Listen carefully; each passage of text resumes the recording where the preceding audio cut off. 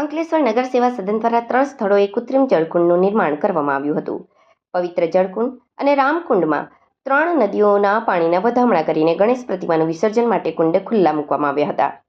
અંકલેશ્વર શહેરમાં દુંદાળા દેવ ગણેશજી 10 દિવસના આતિથ્ય માણી અનંત ચતુર્થીના રોજ વિદાય લેનાર છે, જેના વિસર્જન માટેની તમામ પ્રકારની તંત્ર દ્વારા તૈયારીઓ શરૂ કરવામાં આવી છે.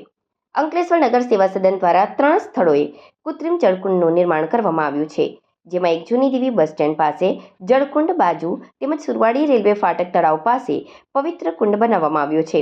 આ જળકુંડમાં અંકલેશ્વર મામલતદાર કરણસિંહ રાજપૂત, નગરપાલિકા પ્રમુખ લલિતાબેન રાજપુરોહિત, ચીફ ઓફિસર કેશવ કોલડિયાના વરદ હસ્તે ગંગા, નર્મદા, યમુના નદીના પવિત્ર જળ તેમજ અંકલેશ્વરના પવિત્ર એવા રામકુંડ અને જળકુંડમાંથી નીર લાવીને ત્રણેય કુંડમાં પૂજન અર્ચન કરીને પવિત્ર કુંડના વધામણા કરાયા હતા. ત્યારબાદ ગણેશ વિસર્જન પ્રમુખના હસ્તે પ્રથમ વિસર્જન કરાયું હતું. આ પ્રસંગે તેમની સાથે સ્થાનિક સભ્યો સાથે અધિકારીઓ પણ જોડાયા હતા.